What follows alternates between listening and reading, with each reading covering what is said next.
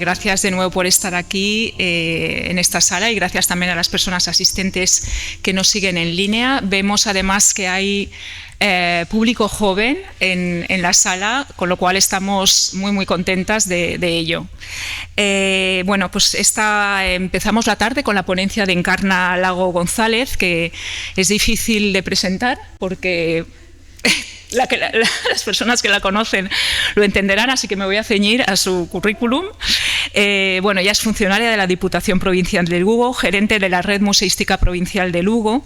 Desde 1999 asume la dirección de programas y la gestión de los museos de la Diputación Provincial de Lugo. En 2006 promueve la creación de la Red Museística Provincial de Lugo. Forma parte de la Comisión Técnica de Gestión y Políticas Culturales del Consello da Cultura Galega. Es docente en el Máster de Gestión y Servicios Culturales, lo siento, lo leo en castellano mejor, de la Universidad de Santiago de Compostela y del título propio para personas con discapacidad de la Universidad de Málaga. Su modelo de gestión ha recibido, entre otros, el Premio de la Crítica de Galicia 2004, Premio Fundación Rosalía de Castro 2009, Premio 11 Solidaridad de 2011, Premio Galicia Inclusión en 2017, Fundación ANADE, Premio Conversaciones y Ver Museos 2017 y Mejor Iniciativa Institucional 2020, COGAMI.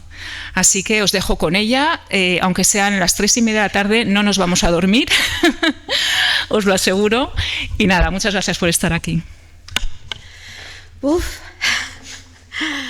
Buenas tardes, Arratsaldeon. Creo que las primeras palabras sean, bueno, gracias infinitas por volverme a traer a Valencia a un espacio de aprendizaje compartido y a este museo donde tanto su dirección, Jaume, como Lilian, que representan lo que debe tener una profesional de museos para trabajar realmente en un museo, ¿no? Porque un museo, si no es inclusivo, accesible, igualitario y sostenible, no es un museo, es un almacén de objetos muertos inertes.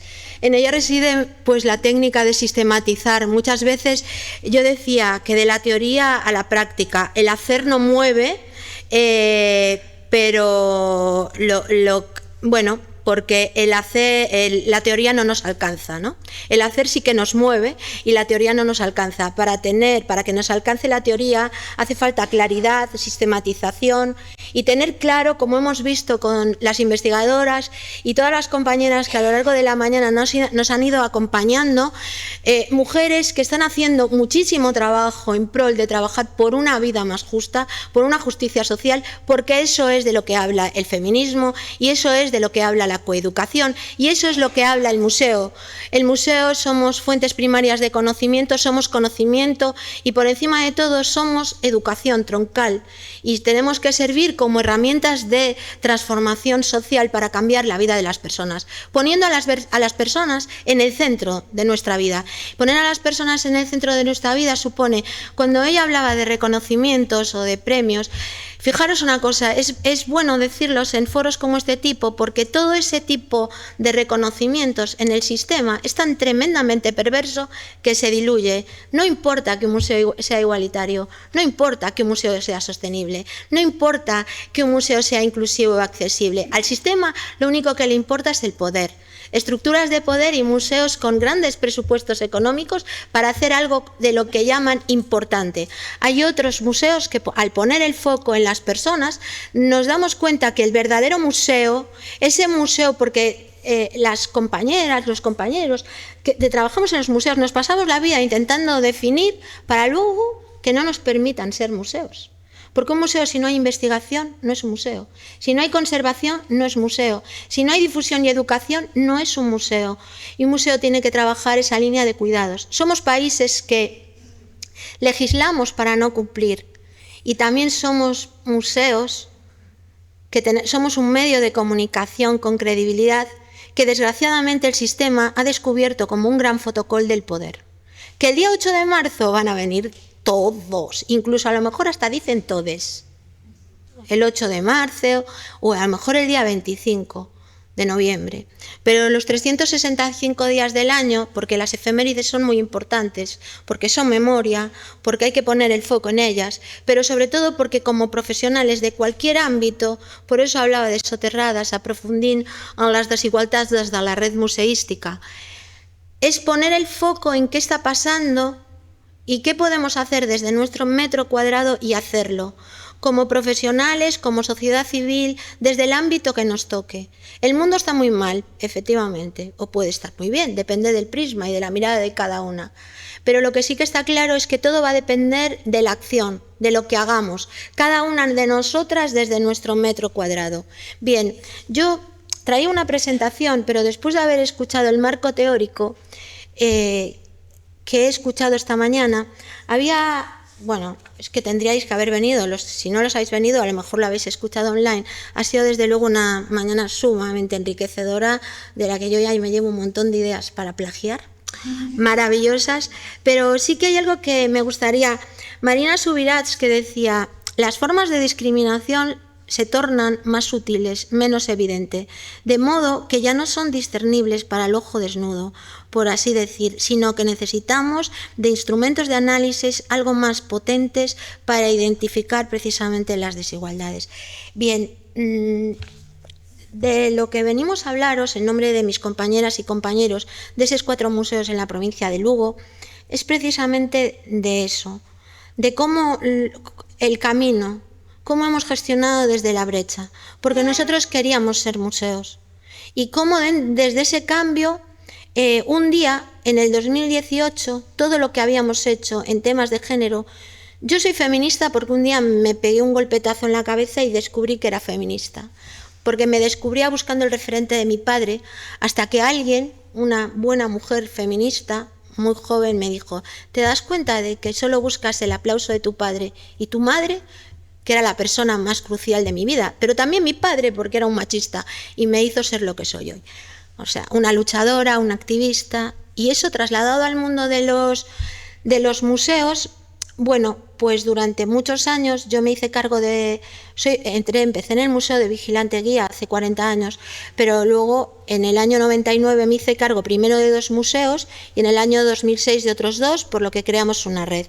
Y en ese momento, como feminista, no podía dejar que ese sillón, el poder, me mimetizara.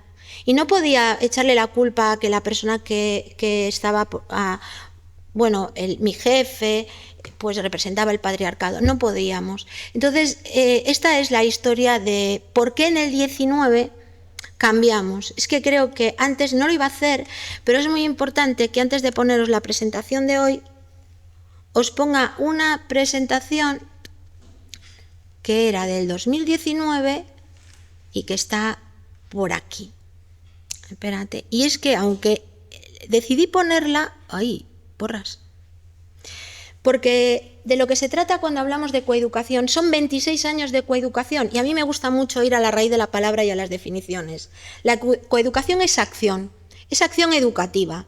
Es la acción educativa que potencia la igualdad real de oportunidades y la eliminación de cualquier tipo de discriminación por razón de orientación sexual, identidad de género o expresión de género.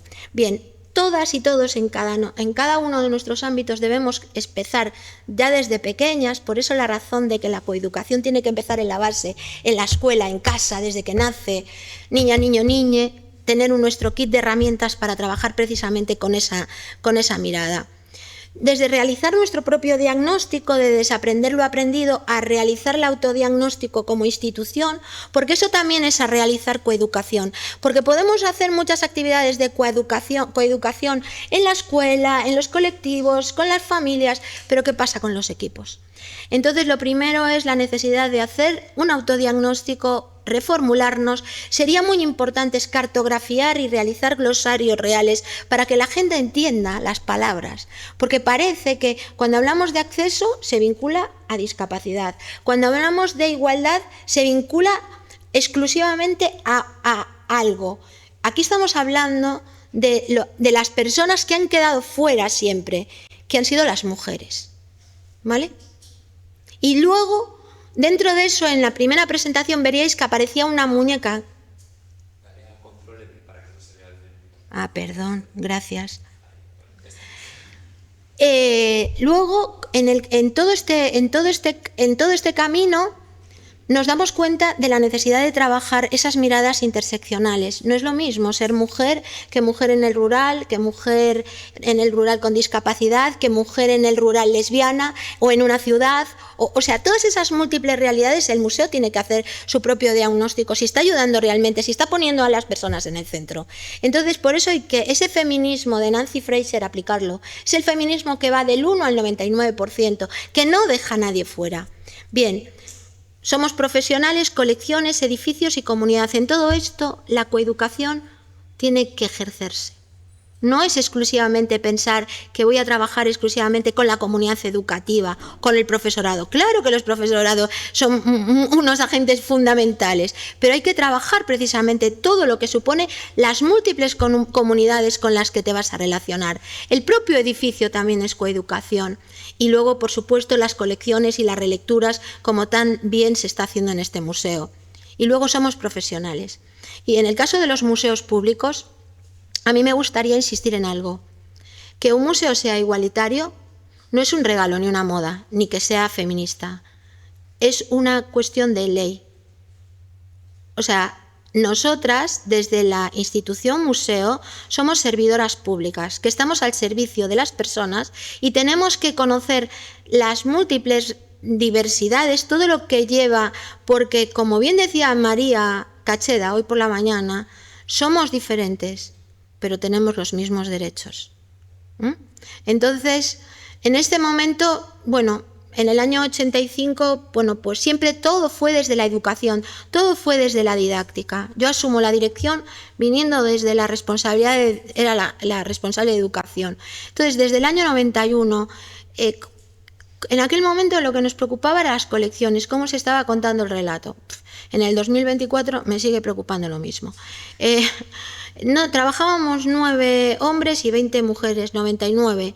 Bueno, todo esto fue como para también hablar de cifras, poner el foco en el tema de las colecciones, pues también el mundo de la creatividad, el mundo de las artistas. Y es que esto tiene que ver porque con el mundo de las mujeres artistas y de sus exposiciones y del número de obras y de no haber adquirido nunca obras y de seguir intentando que las mujeres artistas tengan una presencia, porque el derecho...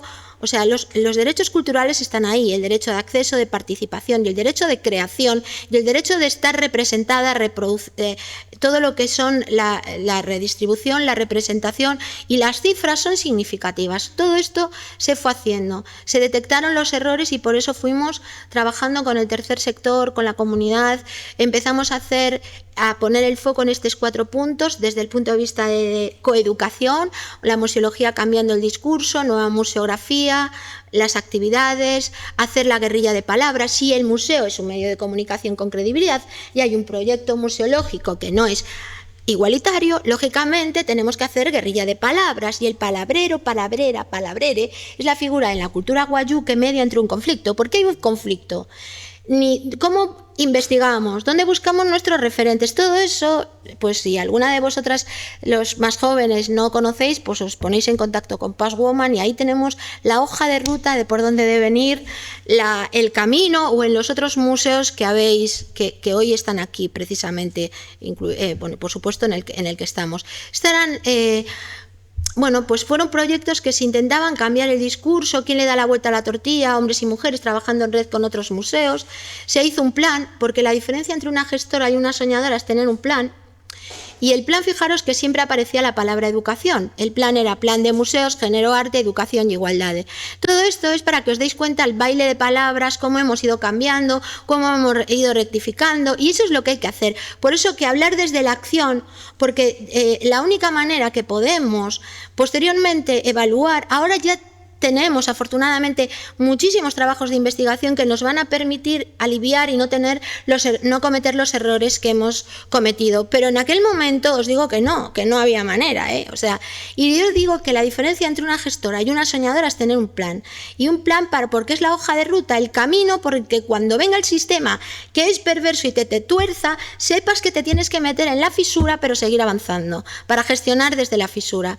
Hicimos congresos pero no era el formato de congreso habitual, era el espacio de cuidados, ese espacio donde todas las investigaciones que se estaban haciendo aunábamos universidades, investigadoras del mundo de los museos, artistas, tercer sector, profesorado, es decir, todas juntas haciendo incluso el saber profano para incorporar esa mirada horizontal que es tan difícil de defender, pero con verdaderos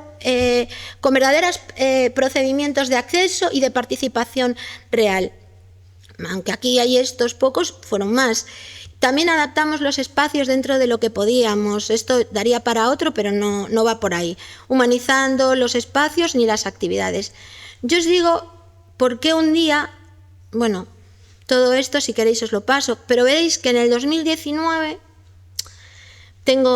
traía todos los proyectos después de haber hecho, bueno, muchísimas. Creo que porque esto de hacer exposiciones, hoy lo comentábamos también por la mañana, no es hacer exposiciones de mujeres, es hacer exposiciones de mujeres que estén alineadas con el feminismo y que sepan perfectamente lo que es la creación para que ayuden precisamente a una justicia social. No es hacer por hacer ni meter mujeres en un bote, porque te puedes encontrar con realidades, que esto no es una cuestión de hombres o mujeres, es una cuestión de personas de bien que trabajan por no dejar a nadie fuera.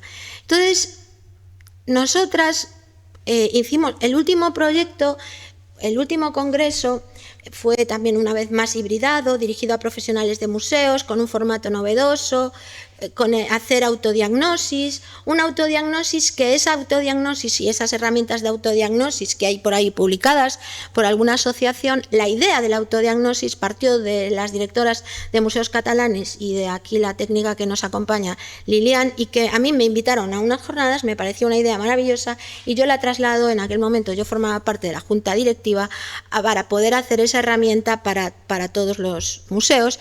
Entonces me parecía que era importante hacer una autodiagnosis pero con mirada. ¿Vosotros os imagináis cambiar una farmacia sin tener en cuenta a la farmacéutica? No, ¿verdad? Bueno, pues los museos y museólogas y museólogos no se cambian. Para poder cambiar realmente y que el museo sea igualitario, inclusivo y sostenible, hay profesionales en el mundo de los museos y hay sociedad civil que tiene que reivindicar que esos profesionales, como servidoras y servidores públicos, trabajen en museos que sean así. Pero el cambio siempre viene desde dentro, igual que el cambio institucional. La humanización institucional, el mundo está muy malo, pero ¿qué hacemos nosotras por hacerlo? En ese momento, bueno, todos sabíamos, dentro de lo que hoy decíamos, que es dentro de la coeducación, que había que hacer, incorporar el lenguaje de género, aunque te digan los señoros que es que estás haciendo burradas, todo lo que supone el concepto de la escucha activa, de qué hacíamos nosotros como personas en los departamentos, qué hacían los departamentos en los museos para poner el foco, qué hacía la institución, ¿no? Era un poco para ver dónde radicaba, ir a la raíz, excavar, soterradas en gallego, igual que en valenciano y en catalán, bueno, yo creo que en castellano también se entiende, ¿no? Es desenterrar. Entonces, ¿cómo desenterrar para saber dónde está el foco de una diagnosis real, ¿no? Y entonces, pero con mucha gente, entonces eran generar como for focus, bueno, a la galega, ¿no? En el marco del medio rural, en el campo, juntas, como si, imaginaros hacer pan, ¿no? Primero hacemos buenas migas, luego no hacemos el amase, ¿no? Luego ya en el amase sacamos todos los ingredientes, luego ya lo metemos en el horno y luego ya tenemos un producto, bueno, que es el pan, ¿no? Eso es maravilloso. Bueno, pues esto fue lo que era poner el foco, porque es fácil eso, quejarte de qué mal está el mundo, ¿vale? ¿Y que tú qué haces por cambiarlo? Y las políticas, cuando hablo de políticas culturales, ¿no? Porque si la mayoría de las mujeres, la mayoría de las trabajadoras en las instituciones, museos, son mujeres, y también en el ámbito educativo, porque estamos también infrarrepresentadas en puestos de dirección, o porque determinadas actitudes o políticas, bueno, no voy a poner ahí el foco, ¿no? Aquí era una hoja de ruta del yo divido. Es que hoy decía coeducación, me gustaría entender que la coeducación son estas metodologías, porque solamente desde esas múltiples miradas vamos a ser capaces de encontrar una hoja de ruta común que nos lleve a buen puerto, porque si no, volveremos otra vez al conflicto. Y no os olvidéis de algo, en temas de igualdad, las que siempre vamos a tener que perder somos las mismas. Entonces no nos podemos permitir el lujo de ni una brecha. Tenemos que estar unidas. Entonces yo creo que fue por lo que me apeteció traer esta presentación, que es muy larga y que no era un poco la parábola de la semilla de la coeducación. El ADN de una institución empieza por el cambio de sus profesionales. Hay que abonar la tierra a través de la formación. Y una cosa, cuando hablo de formar, es formar. Formar no es que alguien se apunte a un curso para decir he ido a un curso de igualdad, para que le valga para los méritos. Formar tiene que ser formación con aprovechamiento. No podemos permitir que las funcionarias ni de ningún ministerio ni de ninguna administración cultural pública no estén en condiciones de implementar culturas igualitarias, porque es una ley, ¿vale? Entonces, luego lo de hacer propuestas de intervención y acción y actuación, hablábamos también del cuidado y el mantenimiento, y luego la importancia de los proyectos de continuidad. Bien, esto se acabó y diréis por qué. Después de estar trabajando muchos años con el tema de las mujeres artistas, porque para mí fue el primer foco y gracias a ellas, control L. Bien, quedé obediente. Un día, nosotras, como no, somos museos muy pequeños, no tenemos recursos, pero nos pasamos la vida tejiendo redes. Entonces generamos un proyecto con el Museo Thyssen, que es Nosotras en Red, y 4 artistas gallegas estuvieron en el Thyssen. Bueno, si os digo esto, está ahí en streaming, pero hasta nos pusieron un apartamento y todo. Yo llevaba secretariado gitano, a las mujeres de secretariado gitano, de las migrantas de retornadas. Bueno, era un proyectazo. Pero un día, pasados los años, una de las artistas que estaba en ese proyecto, vi que en su currículum borró la red museística y aparecía el Museo Thyssen. Con lo cual yo descubrí que también personas, que lo que es cuando tú visibilizas, posibilitas y eres el aeropuerto para trabajar en unas estructuras más igualitarias, la marca del poder nos puede. Entonces me di cuenta que había otras mujeres por las que yo no estaba trabajando tanto, sí trabajaba, pero no le estaba dando tanto tiempo ni energía en mi pueblo, en mi ciudad, en mi ayuntamiento.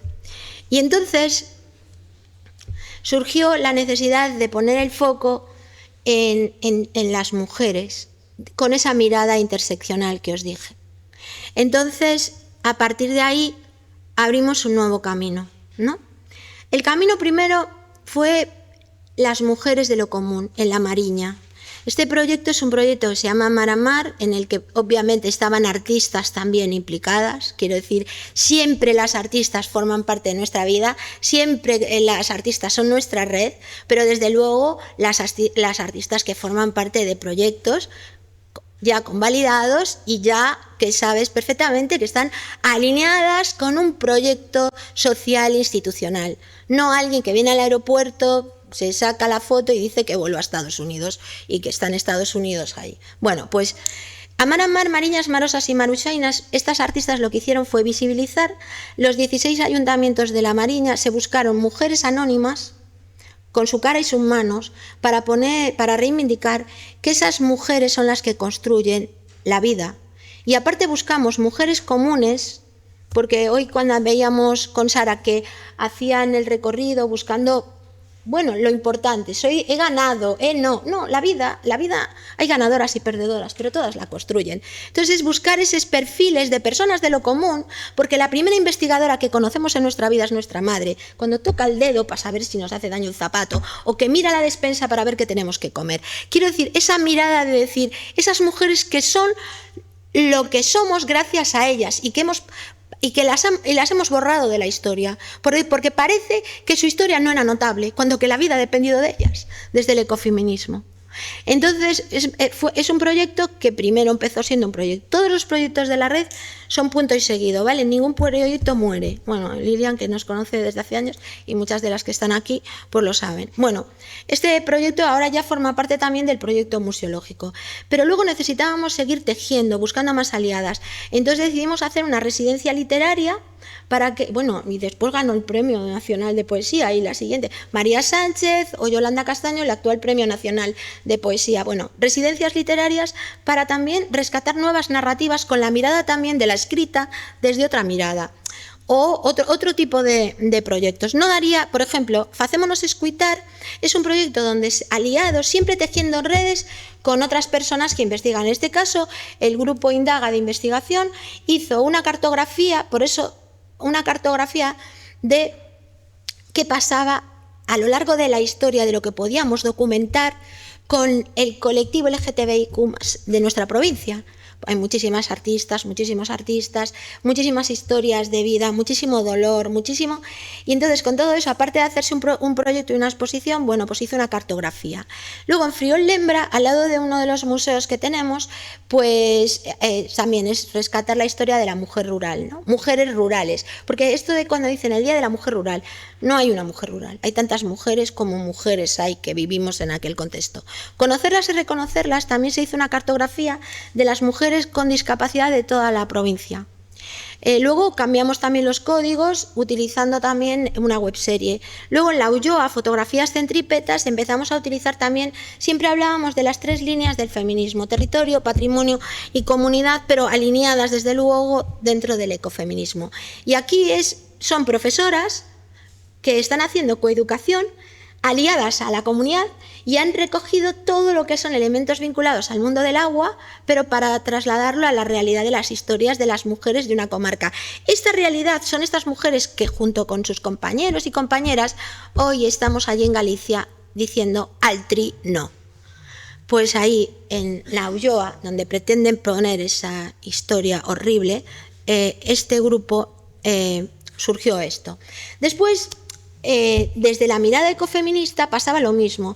Nosotros tenemos un programa de Culturas en Diálogo desde hace 25 años, pero pasa lo mismo. Siempre poníamos el foco en los grandes éxodos, pero luego, ¿qué pasaba con esas mujeres que se iban a servir con 15 años, que iban a Barcelona? Nadie, su historia no le importaba a nadie, con lo cual también hicimos un trabajo de investigación rescatando y realizando el camino desde cada una de las aldeas hasta llegar a Barcelona, en donde, gracias a los museos catalanes, que somos familia, pues se expusieron allí el proyecto y tal. Luego, bueno, múltiples realidades, pero vamos a ir a soterradas. Bueno, vinculado a la migración, es que no tengo mucho tiempo, y vinculado a la migración, y que me ha hecho muchísima ilusión que una compañera, bueno, una recién conservadora de museos, me acaba de enseñar la diapo que tienen en el WhatsApp de conservadoras de museos, y me ha hinchado el ego para mucho tiempo. Bueno, pues siempre les decía que constantemente cada proyecto de estos no es una ocurrencia. Cada proyecto da respuesta a un qué pasa, qué podemos hacer, hagámoslo, ¿vale? Entonces, si antes os decía lo de proximidad de Junllana, una palabra en gallego y otra en catalán, aquí es mulleres das mulleres nas aldeas.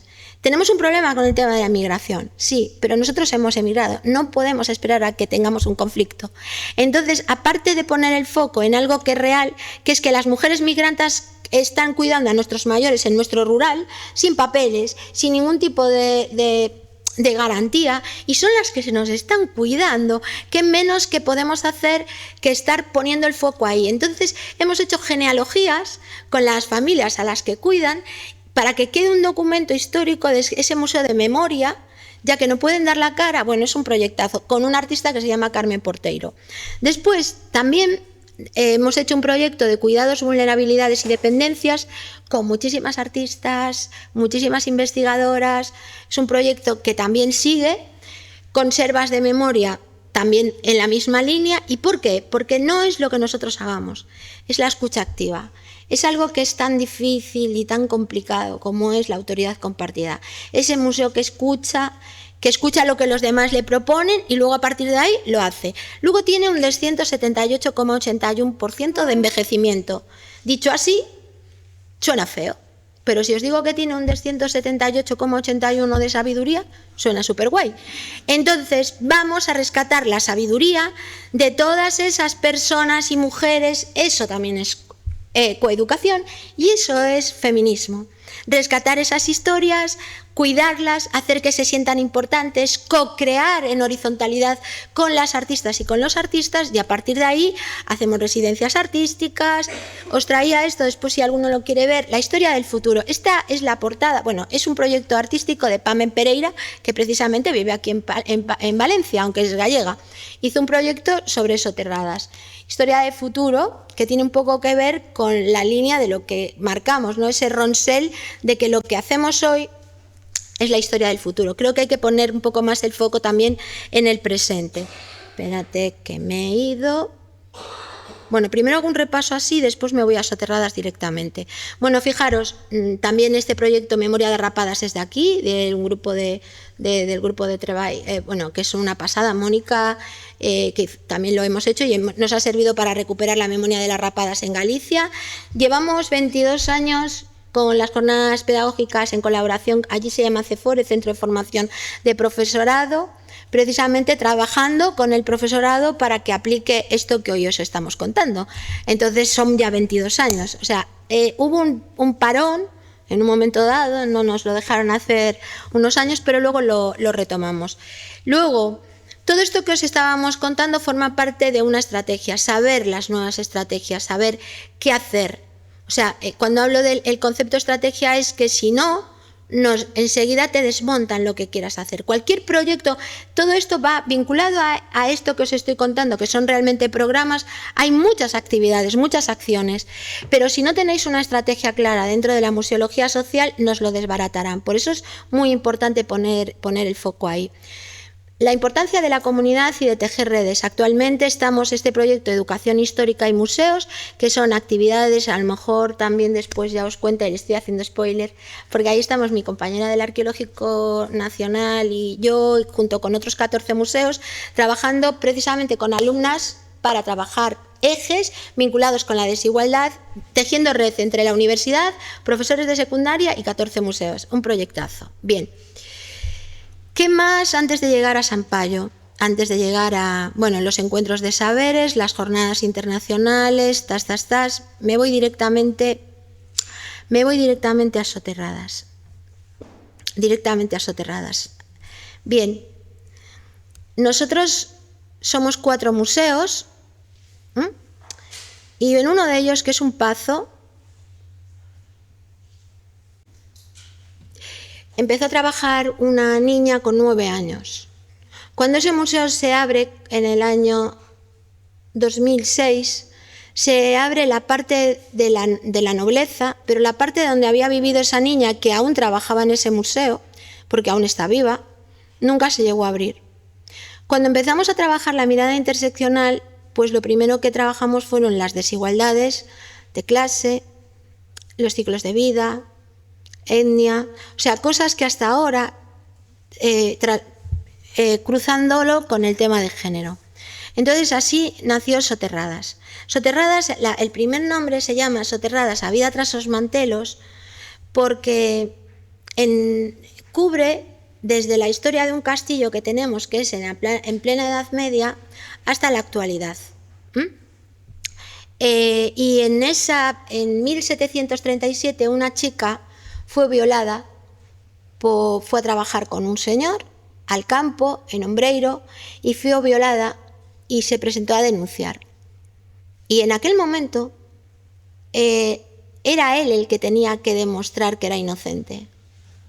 Ella, con ese documento de archivo, que posiblemente si no hubiera sido por la mirada de Mercedes Salvador, que hoy está jubilada, que cuando lo localizó dijo, ¡jo! Aquí seguro que a ti se te ocurre algo.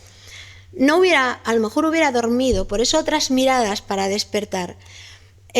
María González, el tipo para defenderse hace lo mismo que hace hoy el sistema, sembrar la duda.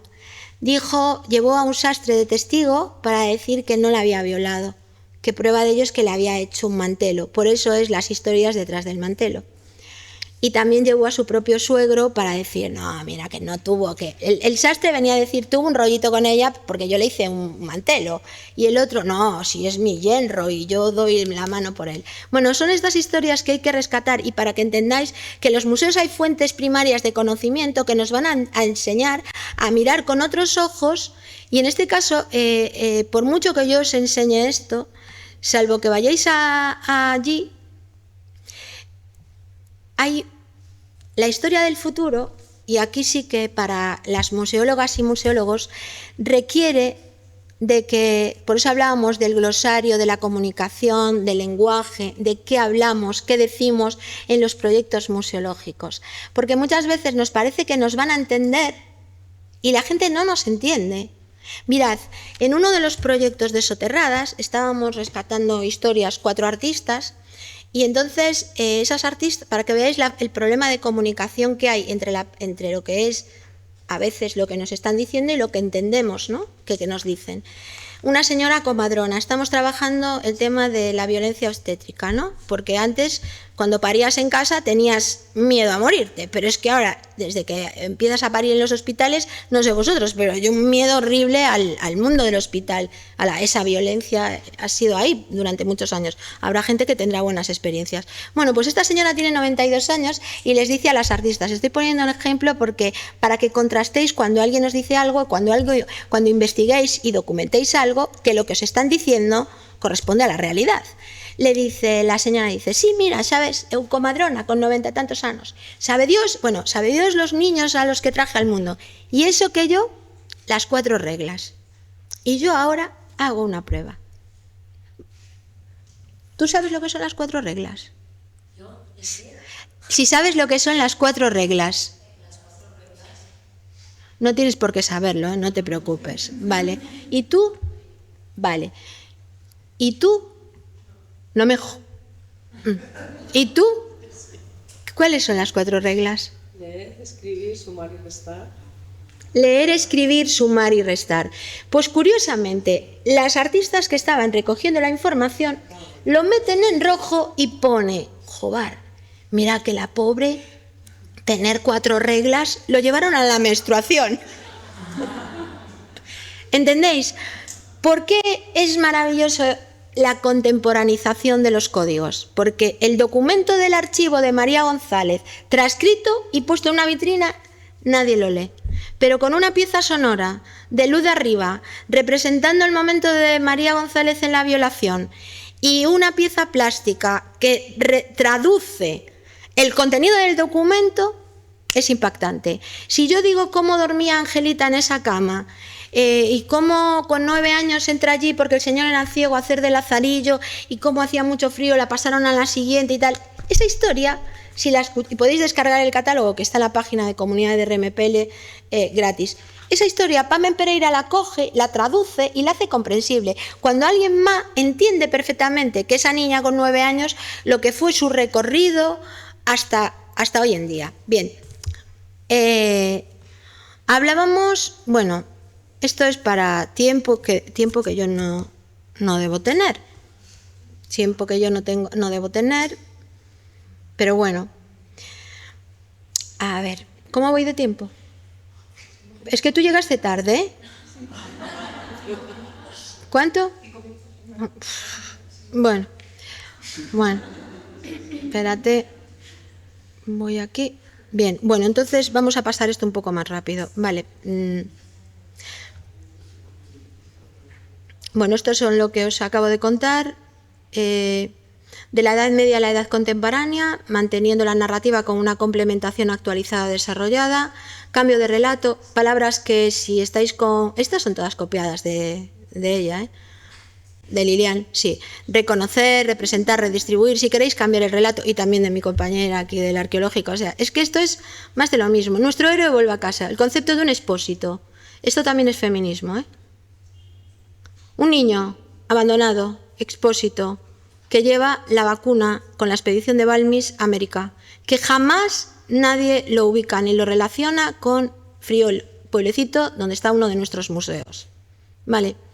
La necesidad también de... Esto también es, digamos, lo contrario. cuando nos obsesionamos con reconocer lo reconocido. Cuando una artista ya es reconocida y todas las instituciones no hacemos otra cosa que gastar energía en poner el foco en la misma. Sin embargo, hay miles de realidades que institución, museo como institución, tiene que dar oportunidades tanto a la gente joven como a otras personas que no han sido visibilizadas y hacer muchísima más arqueología del dato. Todos los museos, independientemente de cuál sea su disciplina, tienen que hacer arqueología. Y todo ser humano debería hacer arqueología emocional dentro de su vida. A vida tras los laberintos mentais y otras historias soterradas. También. Nosotros tenemos suerte, aparece un documento en el archivo del primer psiquiátrico de Galicia para Santiago de Compostela. Vale, aparece un cuadro de un cardenal que lo tenemos en uno de los museos, un pazo, que van apareciendo, no es que de repente, pero es cierto, es que hay miles de cosas, y entonces de repente el cardenal Payá convirtió la locura en un negocio. Hoy actualmente, ¿qué pasa? ¿Qué podemos hacer? Hagámoslo, preguntémonos, ¿es un problema la salud mental o no? ¿Qué podemos hacer? Bueno, pues Galicia es la segunda comunidad que más gente se suicida después de Asturias. En la provincia de Lugo hay un índice de suicidios potente. Si miras el nivel de bienestar y con datos y con cifras, terrible. Pues hicimos un proyecto museológico. Esta puerta que hay ahí es una puerta de un horno del antiguo psiquiátrico de Lugo que yo me llevé una vez porque cuando se desapareció el psiquiátrico estaba tirada y me la traje para uno de los museos. Y ahora está montado este proyecto. Y este proyecto sirve para poner el foco en el hoy, tanto en la problemática de hacer que la gente adquiera la capacidad de alteridad. Hay una serie de señales que te van diciendo, ¿conoces, hay en tu familia o hubo alguna persona con enfermedad mental? O sea, ¿te imaginas o sabes lo que es el día a día de una persona con enfermedad mental? Es decir, tratamos un poco, y luego la escenografía de dentro, no me voy a hacer spoiler, porque os espero a todas, a todos y a todes en Lugo, en el Pazo de Tor, que es donde está. Y este es un laberinto y tiene que ver también con los laberintos mentales. Bueno, Mujeres Nas, Eu son Memoria das Rapadas, en la actualidad tejiendo redes, historia del futuro, conectarse desde tal, tranquila, que voy. Ahora llego aquí. Yo, las que me conocen, en muchas presentaciones hablaba, y de hecho hay alguna publicación mía sobre hackear el museo, pero de hace mucho. Estoy obsesionada con hackear los relatos, porque la única manera de que un museo poder... A ver, esto suena un poco así, pero es volver a empezar. Si tuvieras la oportunidad de volver a empezar de cero, ¿qué harías en tu museo? Muchas cosas, ¿no?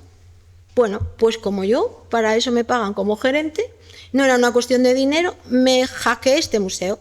¿Por qué? Porque este museo representa la justicia social. ¿Sabéis? Aquí hubo una revuelta social, de las revueltas más importantes de Europa, la guerra de los irmandiñas y irmandiños, que lo derrumbaron.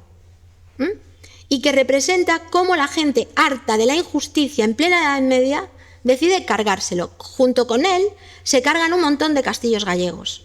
¿Qué pasa? Que en el año 83 este museo, el provincial de Lugo, tenía problemas de espacio y deciden trasladar para allí la sección de etnografía, con lo cual fuera de todo contexto. Entonces, la única manera de cambiar el relato era vaciar el museo. Si tienes piezas que pudieran sacarse, se hizo un gabinete de curiosidades, de maravillas, y es que es impresionante impresionante, lo digo yo porque a mí me encanta cómo ha quedado. Es la materialización de una nueva museología de 25 años de investigación y de investigación educativa, ¿vale? Quiero decir que aquí el resultado está abierto a toda evolución y es una suma de iniciativas desarrolladas. Entonces, tiene mucho que ver con MINOM, tiene mucho que ver con el compromiso político de MINOM, del Movimiento Internacional de la Nueva Museología, tiene mucho que ver con las preguntas que me acompañan y que creo que cuando sea más viejecita que hoy, todavía ahora ya sé que me van a recordar en los museos gracias al testimonio de mis queridas conservadoras por estas palabras y luego por este camino, acceso, integración, ojo, pensar en el valor de la palabra, porque volvemos a lo mismo. Parece que acceso solo es personas con discapacidad. Parece que integración no. Pensar cuál es ir a la raíz de estas palabras.